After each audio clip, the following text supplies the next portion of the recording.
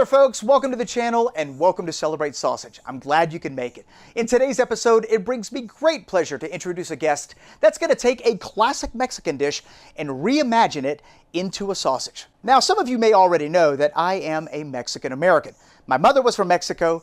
My father is Cajun French. My first language was Spanish, and yes, we had Mexican food for breakfast, lunch, and dinner every single day. So when John started to explain the concept of this sausage, I immediately fell in love with it and knew it was going to be perfect for the show. So let's welcome John over at the YouTube channel Great Lakes Prepping as he shows you how he makes this Mexican-inspired sausage. Take it away, Great Lakes Prepping. I'm John from the Great Lakes Prepping channel, and I'm excited to be sharing my contribution to this year's sausage celebration. I've got a unique and delicious sausage recipe to share with you, the likes of which you've almost certainly never seen before. There's few dishes that I find more delicious than Mexican carnitas. Flavorful, tender, juicy pork. You can serve it as tacos or enchiladas or just eat it with a fork. And a while back, I adapted my favorite carnitas recipe into a sausage recipe. We're still using pork shoulder, we're still using most of the same seasonings and other ingredients, but turned into a sort of bratwurst style sausage that packs all the flavor of the carnitas into a perfect sausage format. So let's get right into it and take a look at the cut of meat we're going to be using today. Here's the meat we're going to be using to make all our sausages. This is a pork shoulder, also called a pork butt. And the first thing we really need to do is get this all ground up. But before we can do that, I have to cut this whole thing up into some smaller pieces so that it will fit into the grinder. So I'll just cut it up into some relatively thin strips and chunks. And there is a bone in this shoulder that I'll have to work around. Nothing too fancy. I just need to get all the meat away from that bone and cut it up. And while I'm doing this, I'll mention that I did have this pork shoulder in the freezer, and currently it is mostly thawed out. I say mostly because it actually helps make the cutting and grinding a little easier if it's still just a tiny bit frozen. So I would say that this is about maybe 90% thawed. It makes the meat a little stiffer, and that just helps to quickly cut it up and feed it through the grinder.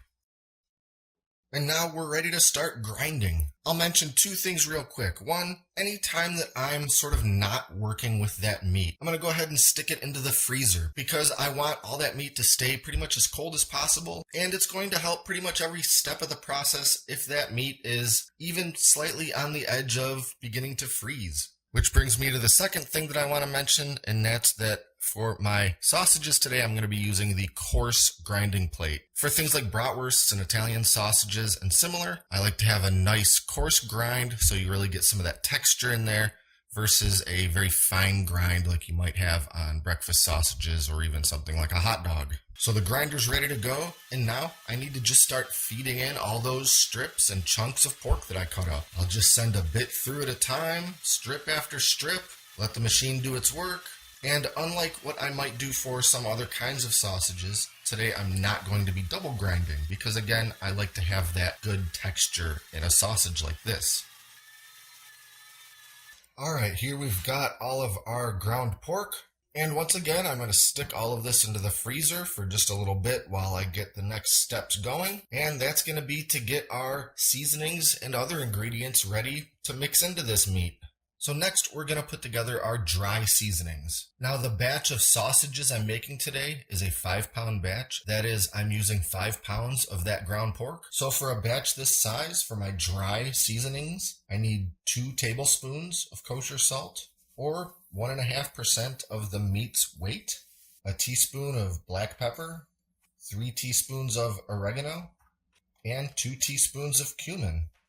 These right here are basically carnitas seasonings.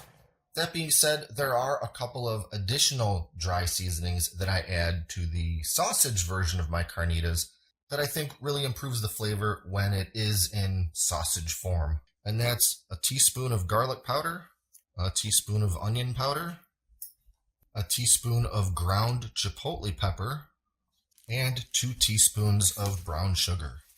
I didn't need to mix these in separate little bowls, but I kind of wanted to show the difference in my original regular carnitas seasoning and what I add for when it's sausage specific. But we can go ahead and combine those, mix them all together. The dry seasoning is now officially ready. Next up for the things we're going to be adding to our ground meat is some fresh vegetables. Now the average run-of-the-mill sausages that you're probably used to eating likely only have dry or wet seasonings in them and not something like fresh vegetables. You'll have onion powder, garlic powder, ground pepper powder of different types. But in creating this Carnitas sausage recipe, I thought that it needed some of these fresh ingredients. But there are plenty of sausage recipes that do call for having actual fresh vegetables in there. And just like my regular Carnitas recipe, that includes onion, jalapeno, and garlic. For a batch this size, I'm going to use 1 whole Spanish onion. Could also use yellow or white, 2 jalapenos, and about 4 good-sized cloves of garlic. I'm going to chop these up very finely, probably closer to a mince than a chop. And for the jalapenos, I am going to discard the seeds. While I normally do this anyway, because I don't need it to be especially spicy because I'm kind of a wimp when it comes to spice, for the purpose of sausage making, I'd really rather not have those seeds in there because I don't think that it's a texture that is especially pleasant in sausage form. And now we're just going to saute all this stuff by heating up a little bit of olive oil in a skillet. Then we're throwing all this in, and I'll add a pinch of that kosher salt. It'll help season it, but it's also going to help draw out some of the excess moisture, especially from those onions and jalapenos. And we're just going to let this sweat down a bit. We want everything to be nice and tender, but also relatively dry. And a quick note, if you really don't like the idea of having this vegetable texture in your sausages, you can certainly puree these onions and jalapenos and garlic using an immersion blender or a regular food processor. For me, I really only even notice that extra texture a little bit, but to me, I think it definitely brings a little something to the completed sausage.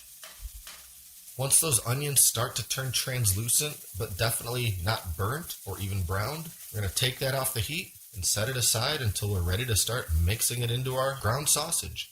Okay, the onions, jalapenos, and garlic are done cooking, and I've got them set aside in this bowl, and as you can see that they are still just steaming hot. And I need to let these cool pretty much down to room temperature before I incorporate them into the ground meat. I do not want to add all this hot stuff into my very chilled, cool meat. So I'll let this stop steaming just a little bit, and then I'm just going to go ahead and stick this whole bowl into the freezer for just a little bit. I don't want to freeze it, but I do want to bring the temperature down pretty quickly because I'm impatient and I don't want to wait around all day before I can actually start making these sausages.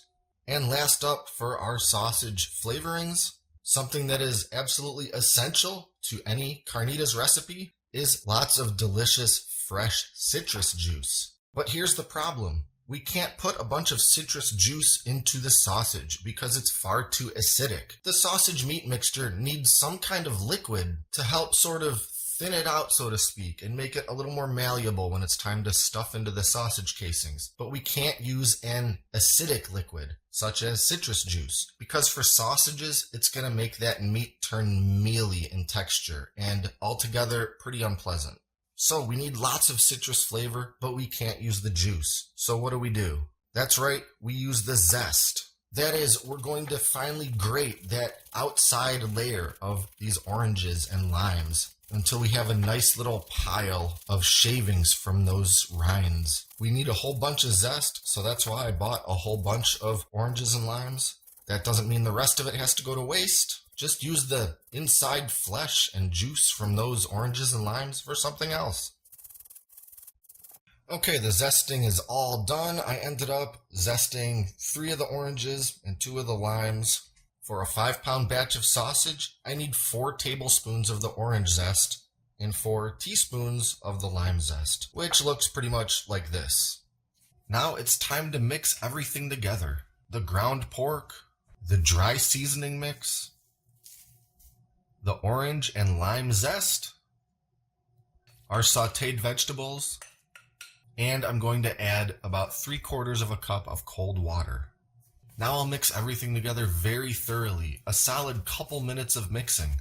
It'll seem pretty wet at first, especially because of that water I poured in, but I'll keep mixing until everything's really incorporated and the mixture starts to feel pretty tacky and not at all sopping wet. If you're going to be doing any real amount of sausage making, I can't recommend getting a real machine enough.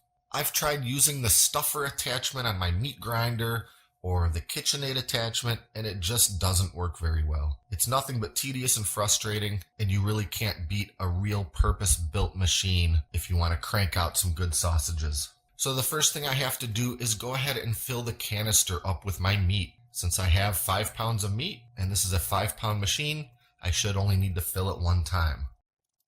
Then I'll slide the canister into the machine and give it a few cranks until the plunger is pretty much at the top of the meat and it's ready to go.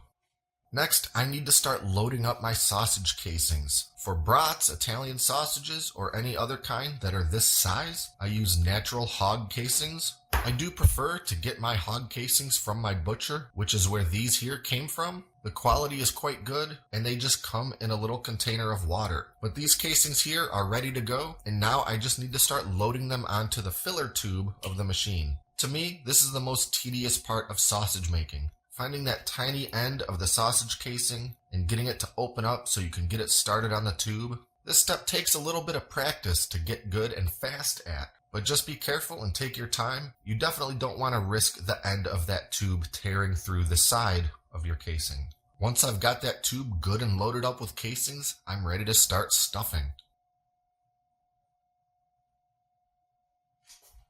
Another huge advantage to using casings from the butcher is that they tend to be much longer. A butcher shop is going to get pretty much the top quality casings, whereas the kind that they package and sell directly to consumers tends to kind of be filled with miscellaneous leftover lengths of casings. And you kind of end up with a mishmash of pieces of casing that are usually no more than a few feet long. As you can see with the casing that I just loaded, this thing was several yards long and all of it hardly even fit on the stuffer tube. That's what I like to see because it means less stopping and starting, and I can just start cranking out these sausages without having to take constant breaks to reload the tube.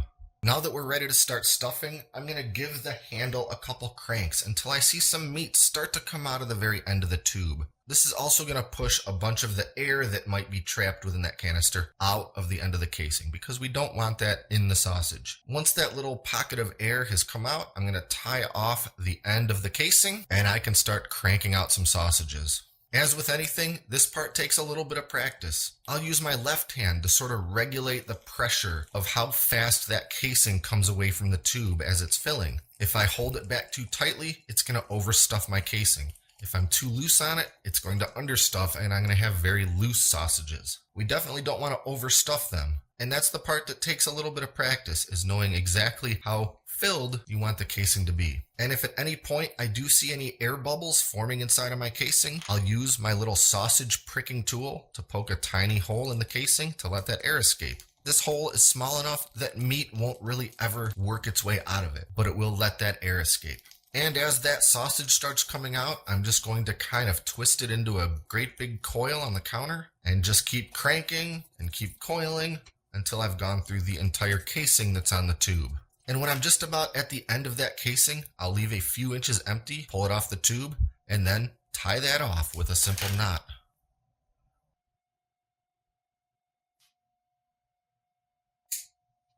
Now that all of our meat is stuffed into casing, it's time to twist them into individual links. So I'll start by unraveling some of my coil, and I'll identify about how long I think a sausage like this ought to be. For brats and similar, 6 inches is just about right, which for me is the distance between the tip of my forefinger and the tip of my thumb. And to make sure that the casing doesn't try to split as I begin twisting, I'll give it a bit of a pinch right where I want to put the twist and kind of squish a little bit of the meat out of the way.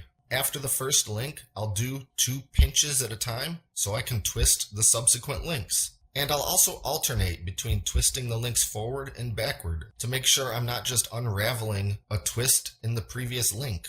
As I unwind and twist the links, I'll rewind them up as I go on the other side, resembling something like a meat-based reel-to-reel tape.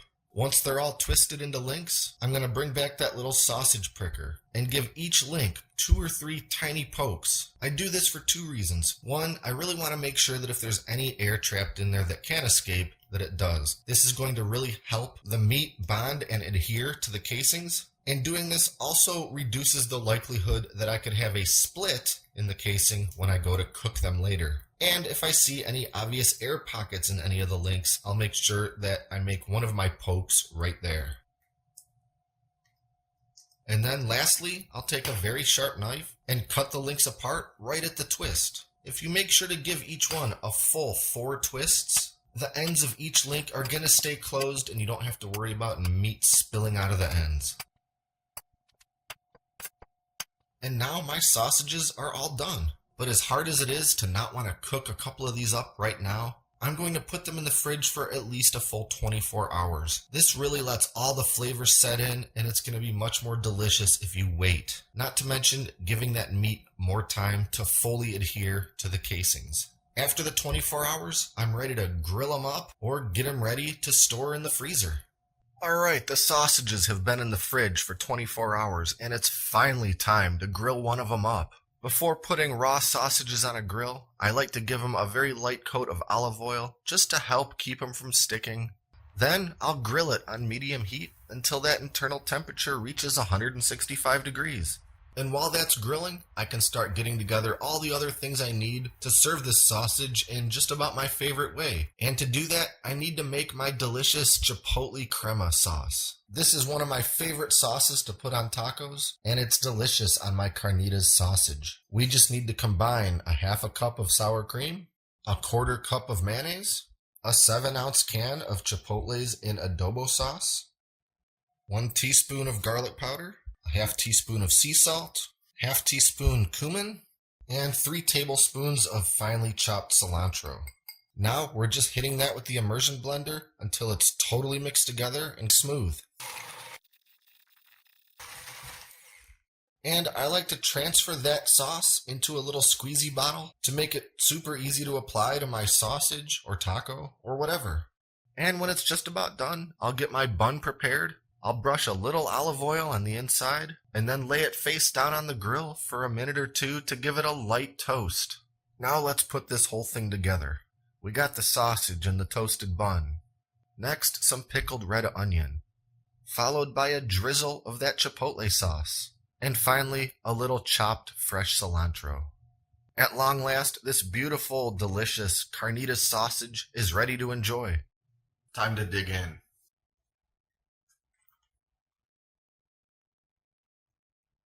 Absolutely mouth-watering. All of that citrus zest really shines through. There's a little heat from the jalapeno and that chipotle powder that's in the sausage. The chipotle sauce actually packs a bit more of a punch than anything in the sausage, so I like to go pretty light on that sauce. The pickled red onion, the cilantro, the whole composition just could not get any better in my book. But eat it however you want. Cut it up with a fork and a knife, wrap it up in a tortilla. It doesn't matter. That sausage is going to really shine no matter how you prepare or serve it.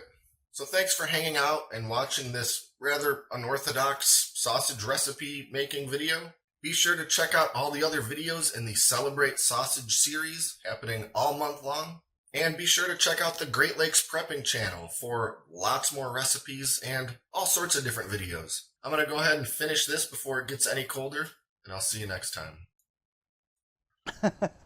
Wow. This sausage has officially catapulted to my short list, and here's the deal. If one of you happen to make it before I do, leave me a comment in the comment section below and let me know how you liked it, because I gotta tell you, it looks mouth-watering. Not only the sausage, but that chipotle salsa, the entire package. Thank you, John, for an inspiring video recipe. What a great addition to this year's show. Guys, be sure to check out John's YouTube channel, Great Lakes Prepping. I'm gonna put a link to his channel in the description box below. While you're there, checking out his video library. Be sure to subscribe to his channel and let him know Two Guys in a Cooler sent you. If you have any questions about this recipe, leave them in the comment section below. And as always, you will find a recipe link in the description box below. If you enjoyed this video, give it a great big like. And if this is the first video that you've seen from our channel, we'd like to say welcome. We are right in the middle of a month full of sausage celebrations, daily sausage making video uploads. You're not going to want to miss a single episode. So click that subscribe button and that notification bell, because in tomorrow's episode, we are making the kindest salami in Italy. You're not going to want to miss it. See you tomorrow. Bye-bye.